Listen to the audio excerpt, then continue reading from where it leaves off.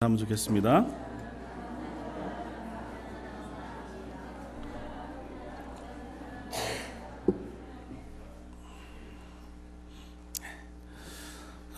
꽤 오래전 영화 중에 파워 오브 원이라고 하는 영화가 있었습니다. 남아프리카 공화국에서 있었던 이야기들을 영화로 만들어서 실화는 아니지만 꽤 큰 감동을 주었던 영화인데요. 그래서 젊은 청년 시절에 보고 그 내용이 참 많이 감동이 되고 또 그 배경이 되었던 음악들이 참 좋아서 요즘도 자주 듣는 영화 중에 하나인데요. 어떤 얘기냐 하면 남아프리카 공화국은 지금도 흑백이 이렇게 섞여서 살지 않습니까? 흑인들이 있고 또 이주해온 백인들이 있는데 그 이주해서 아프리카에서 난 백인들을 아프리카너스라 그렇게 부른다고 해요. 근데 그 흑백 간의 갈등, 또 특별히 아프리카너스 백인들 가운데에도 독일계 백인, 영국계 백인 그 사이에서 일어나는 갈등들이 꽤 많이 있습니다.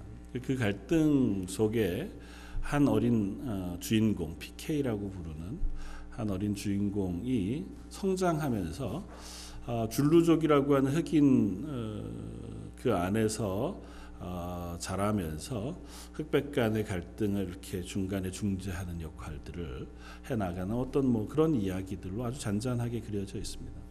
근데 그 제목을 파워원이라고 하고 그 아이를 나중에 그 줄루족 할아버지가 레인메이커라 그렇게 불러요. 레인메이커는 뭐냐 하면 비가 오지 않는 아프리카에 비가 오지 않는 때가 되면 종족 간에 굉장한 다툼이 일어납니다. 물을 차지하기 위해서 혹은 또 그것으로 인하여 없어진 식량을 구하기 위해서 자기의 삶을 유지하기 위해서 어쩔 수 없이 싸움이 일어나고 그게 이제 종족 간의 다툼이 되면 불화와 싸움, 죽음 이런 것들이 가득한 시기에 이제 하늘에서 보내주는 거죠. 그들은 모르지만 누군가 한 사람이 나타나고 그 사람을 통해서 하늘에서 비가 오는, 그래서 레인메이커, 비가 오게 되어지고 그 비가 그 땅에 내려져서 풍성해지면 비로소 그 종족 간의 평화가 생겨나서 그 한 사람으로 인하여 혹은 그 때로 인하여 그 종족 간의 평화가 이루어지는 그런 일이 일어난다. 그래서 막 갈등이 있고 가뭄이 있으면 그들 스스로 이제 레인메이커를 기다리는 겁니다. 그게 누군지는 모르죠. 근데 성경적으로 이해하자고 하면 아마 예수 그리스도가 우리들의 레인메이커가 되시는 것 같고, 이 땅에서 우리끼리 할 수 없는 어떤 갈등이나 싸움, 그것들 속에 우리 속에 평화를 만들어내시는 분은 하나님밖에 없겠다 생각이 되었습니다. 혹자는 그렇게 얘기합니다. 우리가 피스메이커가 되어야 한다고 얘기합니다. 그래서 우리 스스로가 관계의 중간에 평화를 만들어낼 수 있는 존재가 되어야 한다고 얘기하는데, 늘 생각해 보면 우리는 사랑을 좋아하고 아름다운 것을 좋아하고 또 평화를 좋아하기는 하지만, 그걸 사랑하기는 하지만 그걸 만들어낼 만한 능력은 별로 없는 존재들인 것 같아 보여요. 사랑을 만드시는 분도 하나님이시고 평화를 만들어내시는 분도 하나님이시지 않을까 하는 생각을 해봅니다. 오늘 본문 말씀 가운데 이사야서 43장 말씀을 가지고 너는 내 것이다 하는 제목으로 함께 은혜를 나누고자 합니다. 이사야 43장은 이사야 40장부터 시작되어진 하나님의 구속 이야기, 하나님의 사랑 이야기의 반복 중에 한 부분을 차지합니다. 이사야 1장부터 39장까지는 하나님을 떠나간 이스라엘, 특별히 남쪽 유다 백성들을 향하여 하나님께 선지자를 보내시고 그들로 하여금 그 죄악에서 돌이켜 오너라, 그렇지 아니하면 내가 너희에게 징계할 것이다. 아니, 하나님의 징계가 이미 임박했다 혹은 이미 쏟아질 것이 결정되었다고 하는 하나님의 경고의 말씀들을 보내십니다. 이스라엘은 하나님의 백성이어서 하나님의 은혜 가운데 살아가야 하는데 그들이 하나님과의 관계를 끊어버려요. 그러니까 하나님께서 선지자를 보내셔서 너희들이 하나님께로 돌이키지 않으면, 하나님과의 관계가 너희 속에 생기지 아니하면 하나님께서 너희를 이태 동안 보호하시고 인도해 주셨던 그 은혜가 사라지고 만다는 거죠. 너희가 이방에 팔리게 되고 이방과의 전쟁 가운데에서 패하여 그들의 포로가 되어지고 너희 멸망하게 되고 너희 자녀들은 뿔뿔이 흩어져 노예가 되고 말 것이다 고 하는 이야기들을 하나님께서 경고하십니다. 그러니까 아직 이루어지지는 않았어요. 그런데 40장부터 이후의 말씀은 완전히 분위기가 바뀝니다. 그리고 어떤 면에서는 시기도 바뀐 것 같아 보여요. 40장부터는 이미 이스라엘이 하나님의 징계를 받아서 바벨론에 포로되어진 그 상황 속에 하나님께서 다시 이사야 선지자를 통하여 이스라엘 백성에게 말씀하고 있는 것 같아요. 아직 일어나지는 않았습니다. 그래서 이 이사야 40장 이후의 이야기들은 사실 어떻게 이해할 거냐, 언제 쓴 거냐, 뭐 이런 것들에 대한 연구들을 하면서 논란이 좀 있어요. 그러나 그건 뭐 크게 중요하지 않습니다. 어쨌든 40장부터는 갑자기 하나님께서 톤을 바꾸세요. 그러면서 이미 포로되어진 너희들, 하나님의 징계를 받아 하나님을 떠나 하나님의 징계 가운데 포로되어진 너희들을 하나님께서 회복시키시겠다 하고 말씀하십니다. 오늘 43장도 그 연장선상에서 있습니다. 그러니까 43장 시작을 이렇게 합니다. 야곱아 너를 창조하신 여호와께서 지금 말씀하시느니라. 이스라엘아 너를 지으신 이가 말씀하시느니라. 너는 두려워하지 말라. 내가 너를 구속하였고 내가 너를 지명하여 불렀나니 너는 내 것이라. 내가 물 가운데로 지날 때 내가 너와 함께 할 것이라. 강을 건널 때 물이 너를 침몰하지 못할 것이며 내가 불 가운데로 지날 때에도 타지도 아니할 것이요 불꽃이 너를 사르지도 못할 것이다. 아멘. 이게 저와 여러분들을 향하신 하나님의 말씀인 줄 믿습니다.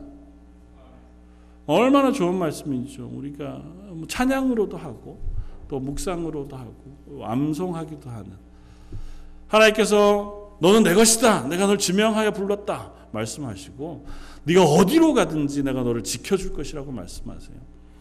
네가 불 가운데 물 가운데라는 건 우리가 삶에서 만날 수 있는 가장 이길 수 없는 두려움들이고 어려움들이겠죠. 그러니까 내가 극복할 수 없는 그런 두려운 시기를 지난다 할지라도 하나님이 우리를 보호해 주시겠다는 겁니다. 너무나 놀랍고 은혜로운 말씀이 아닐 수 없습니다.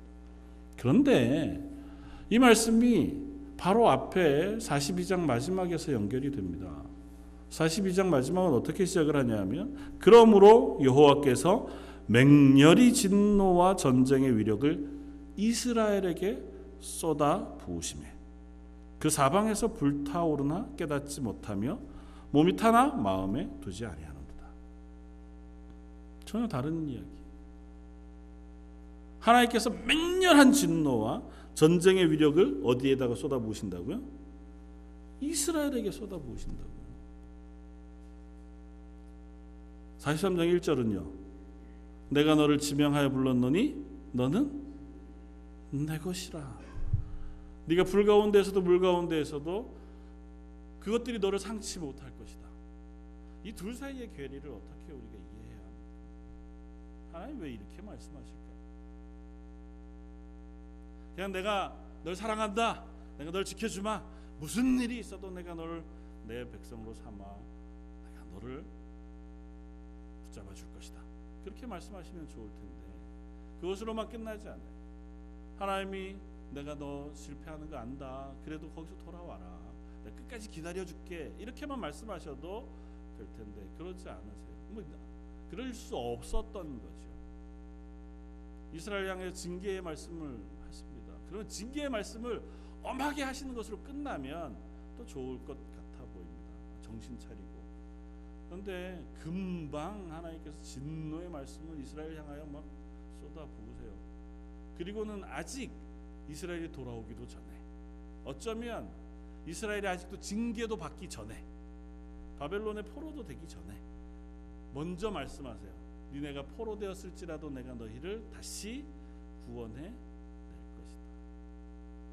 이야기가 이사야 전체를 통해서도 반복되어지지만 43장에서도 반복이 되어집니다. 14절 너희의 구속자 이스라엘의 거룩하신 이 여호와가 말하노라. 너희를 위하여 내가 바벨론의 사람을 보내어 모든 갈대아 사람에게 자기들이 연락하던 배를 타고 도망하여 내려가게 하리라. 나는 여호와 너희의 거룩한 이여 이스라엘의 창조자여 너희의 왕이니라. 나 여호와가 이같이 말하노라. 바다 가운데 길을 큰 물 가운데 지름길을 내고 병거와 말과 군대의 용사들을 이끌어내어 그들을 일시에 엎드려져 일어나지 못하게 하고 소멸하기를 꺼져가는 등불 같게 하였느니라.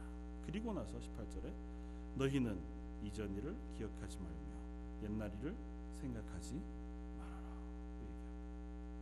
24절 너는 나를 위하여 돈으로 향품을 사지 아니하고 희생의 기름으로 나를 흡족하게 하지 아니하고 내 죄짐으로 나를 수고롭게 하며 내 죄악으로 나를 괴롭게 하였도다 말씀하시고 25절에 뭐라고 말씀하시냐면 나는 나를 위하여 내 허물을 도말하는 자니 내 죄를 기억하지 아니하리라.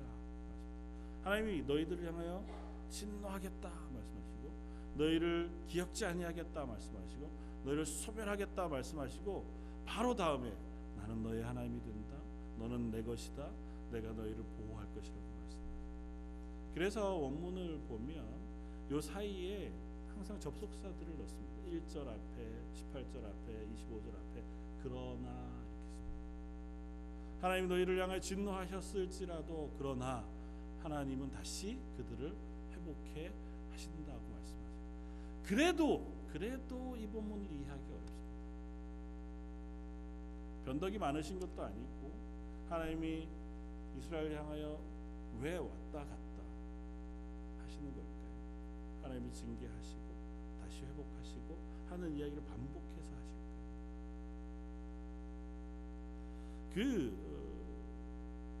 이야기를 오늘 본문은 이렇게 설명합니다. 그 이유가 하나님의 사랑 때문이다. 4절 내가 내 눈에 보배롭고 존귀하면 내가 누구의 이스라엘 네가 하나님 눈에는 보배롭고 존귀하며 하나님이 너를 사랑하였은즉이라고 말씀하세요.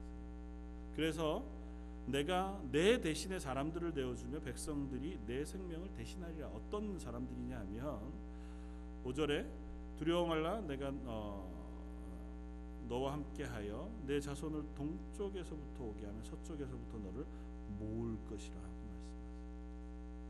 너를 대신하여 심지어 애굽과 구스와 스바를 속량물로 내어주고라도 너를 동쪽에서 서쪽에서 북쪽에서 남쪽에서 다 끌어다가 다시 원래 자리로 옮겨 놓으실 거라고 말씀하세요.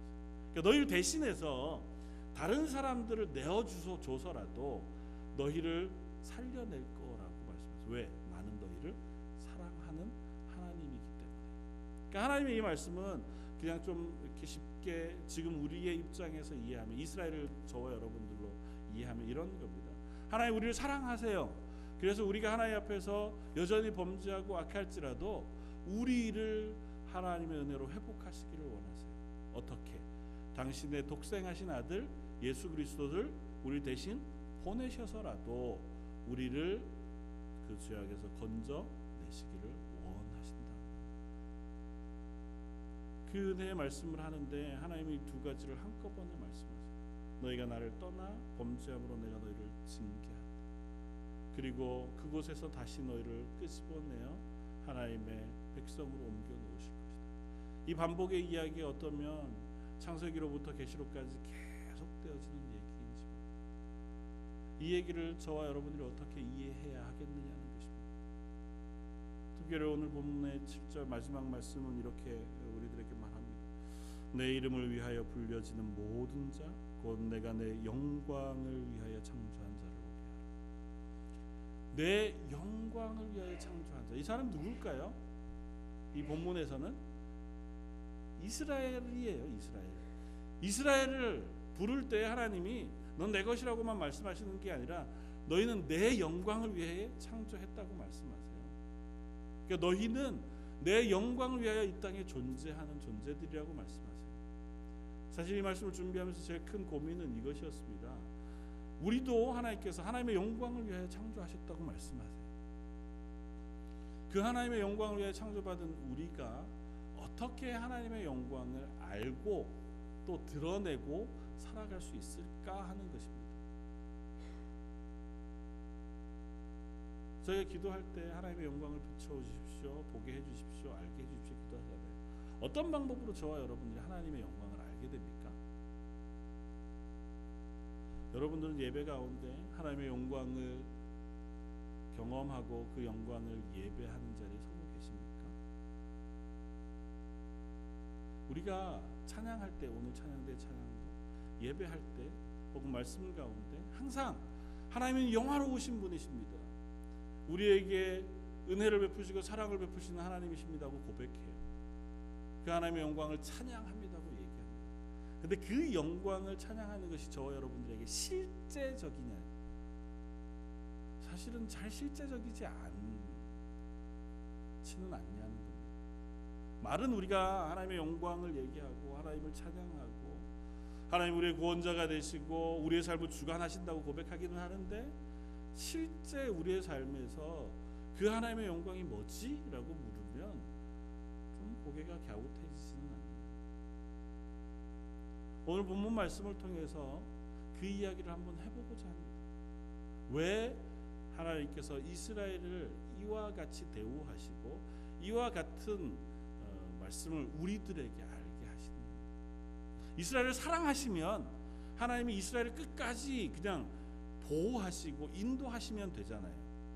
그들이 혹 잘못했을지라도 그러지 마라, 내가 니네 하나님 아니니, 내가 니네 잘 보듬어 줄 테니 내 앞으로 돌아와라고만 말씀하시면 될 거 아니에요. 그렇게 해서 끝까지 참으시는 하나님을 이스라엘에게 알게 하시면 이스라엘이 그 하나님 앞에 설 수 있도록 하실 수 없지 않으실 것 아닙니까? 그런데 하나님이 그런 이스라엘이 하나님 떠나니까 징계하세요. 그리고 징계하시면서 내가 너를 다시 회복시킬 거라고 말씀하세요. 이걸 통해서 하나님이 뭘 원하시냐는, 이걸 통해서 하나님이 원하시는 건 오늘 본문 말씀을 얘기하면 하나님의 영광을 위하여 지음받은 이스라엘이 그 하나님의 영광을 위하여 살 수 있도록 만드시겠다는 겁니다. 그 과정을 통해서. 그게 하나님의 사랑이라고 말씀하세요. 하나님이 이스라엘을 사랑하기 때문에 그렇게 한다고 말씀합니다. 하나님이 이스라엘을 사랑할 뿐만 아니라 저와 여러분들을 사랑하십니다. 그래서 하나님이 우리를 사랑하심으로 기필코 하시는 게 있어요. 그게 뭐냐 하면 우리로 하여금 하나님을 믿게 하세요. 그리고 하나님 우리에게 허락하신 그 복음, 우리를 대신하여 예수 그리스도를 이 땅에 보내시고 그를 십자가에 죽게 하심으로 우리를 구원하게 하셨다고 하는 복음을 믿게 하시고, 그것 때문에 하나님의 자녀가 되게 하시는 것이 하나님이 우리를 사랑하시기 때문에 하는 겁니다. 그러니까 우리로 하여금 믿음으로 하나님을 믿게 하세요. 우리는 믿음으로 구원을 얻잖아요. 로마서에서 구원의 얘기를 하면 이렇게 이야기합니다. 복음에는 하나님의 의가 나타나서 믿음으로 믿음에 이르게 하나니 기록된 바 의인은 믿음으로 말미암아 살리라. 하나님의 우리를 사랑하여 하시는 성경의 말씀들, 그 복음에는 하나님의 의가 나타나서 우리로 하여금 믿음에 이르게 한다고 말씀하세요. 그래서 그 믿음 때문에 하나님의 구원받은 백성으로 살게 하신다. 근데 하나님이 우리에게 믿음을 주시는 방법, 우리 속에 믿음으로 고백하게 하시는 방법이 오늘 본문을 통해서 우리에게 말씀하고 있는 거예요. 그게 뭐냐 하면 우리는 스스로 하나님을 믿을 수도 없고 스스로 하나님의 약속을 순종하지도 못하는 존재인 것을 아시고 하나님이 우리로 하여금 그 믿음의 자리까지 끝까지 데리고 가시겠다는 것입니다. 이스라엘이 실패해서 하나님을 떠나가서 하나님이 징계하셨다, 그것으로 이야기를 끝내시지 않습니다. 징계는 그들을 회복시키기 위한 하나님의 방법이지 그들을 버리시는 것은 아니랍니다. 하나님이 계속 반복해서 징계를 말씀하시고 회복을 말씀하시는 것은 그 과정을 통과하면서 이스라엘을 데리고 오고 싶어 하시는 자리가 있다는 겁니다. 그 자리가 어디냐면 하나님의 영광을 아는 자리, 하나님의 영광을 예배하는 자리로 이스라엘을 데려오고 싶어 하시는 거예요. 저와 여러분들을 향해서도 하나님이 동일한 것을 말씀하시고 기대하십니다. 우리의 인생 가운데 하나님께서 끊임없이 때로는 은혜를 베푸세요. 우리의 기도를 들으셔서 우리에게 하나님의 은혜가 넘치도록 하십니다. 그러나 또 때로는 우리가 하나님이 없는 것처럼 살아가는 그런 우리 인생에 징계하시기도 하고 고난을 허락해 놓으시기도 하고 마치 침묵하시는 것 같이 우리의 기도에 들으시지 않는 것 같은 자리도 놓으세요. 그런 과정 속에서 하나님 우리에게 하나님을 향한 믿음을 발견하고 얻게 되기를 원하신다는 것입니다. 하나님 앞에 믿음으로 하나님 앞에 선 사람들의 이야기를 하자면 성경에 여러 사람의 이야기를 할 수 있습니다. 그 중에 가장 대표적인 사람을 한 사람 꼽자면 아브라함이라고 하는 사람을 꼽을 수 있습니다. 아브라함을 성경은 뭐라고 얘기하냐? 믿음의 조상이다 그렇게 얘기해요.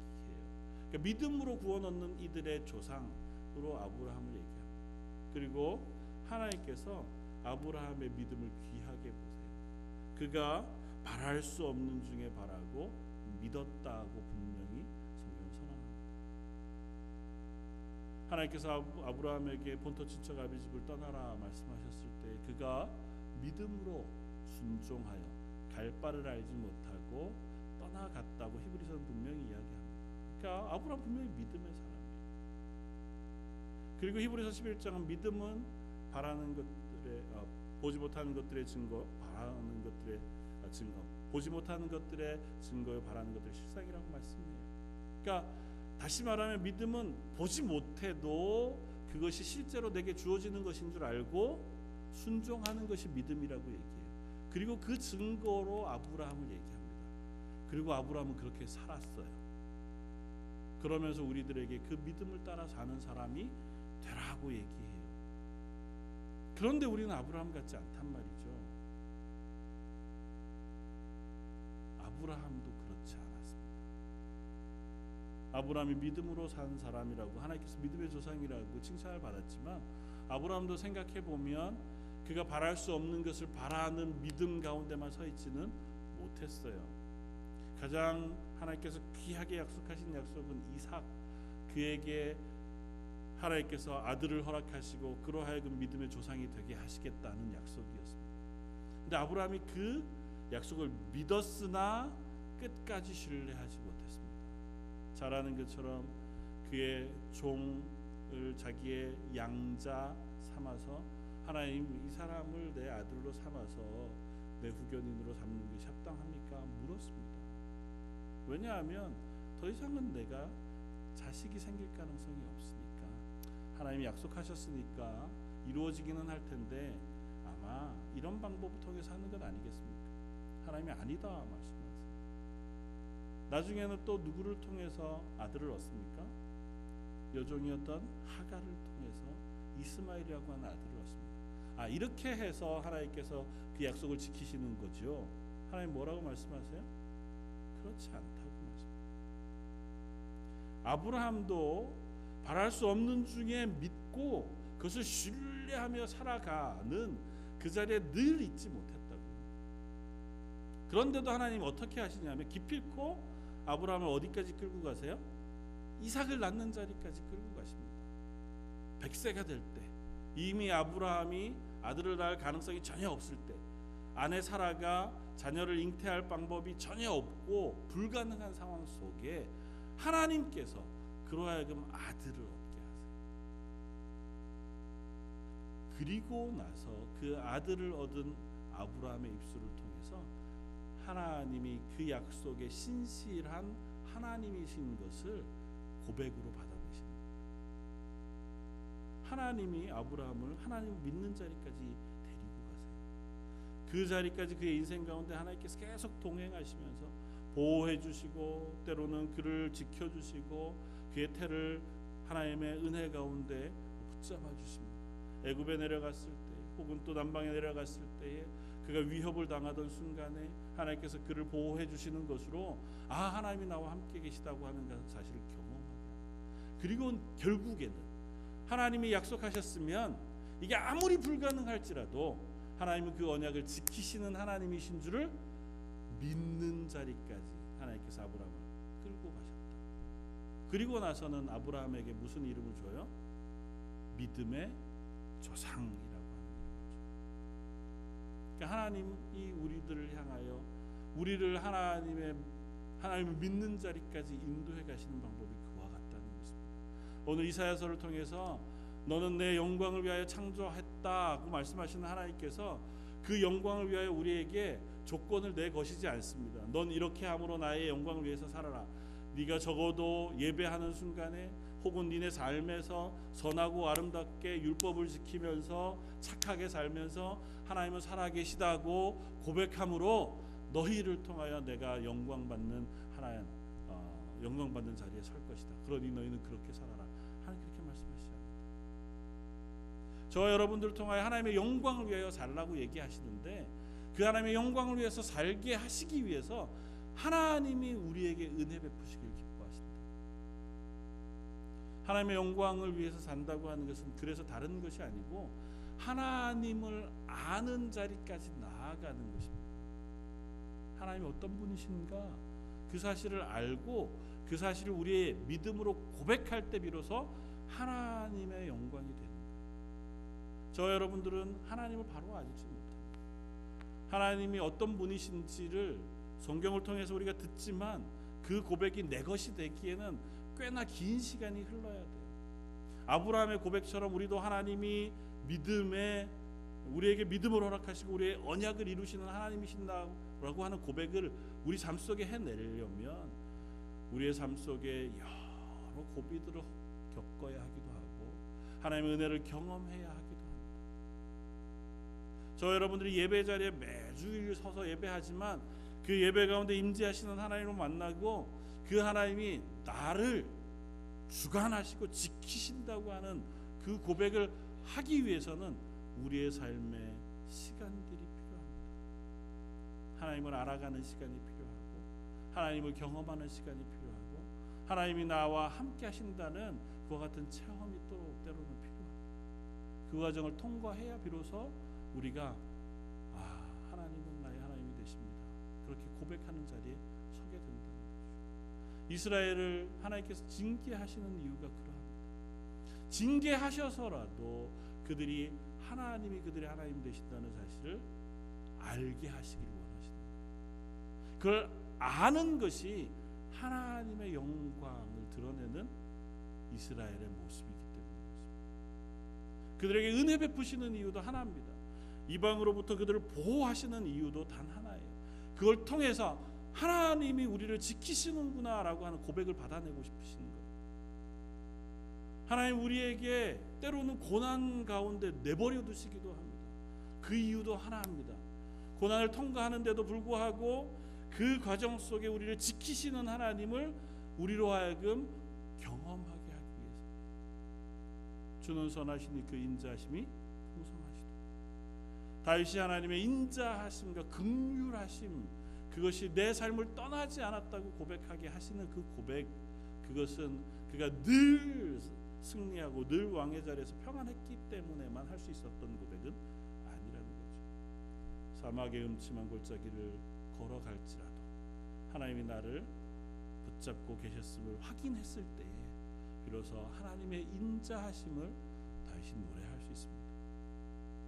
내가 실패하고 범죄해서 하나님으로부터 징계를 받을지라도 하나님이 징계한 우리를 버리시지 않고 다시 회복시키시는 하나님을 만나게 될 때 비로소 하나님은 우리의 하나님이 되십니다 하고 고백할 수 있는 자리에 서게 되는 줄 믿습니다.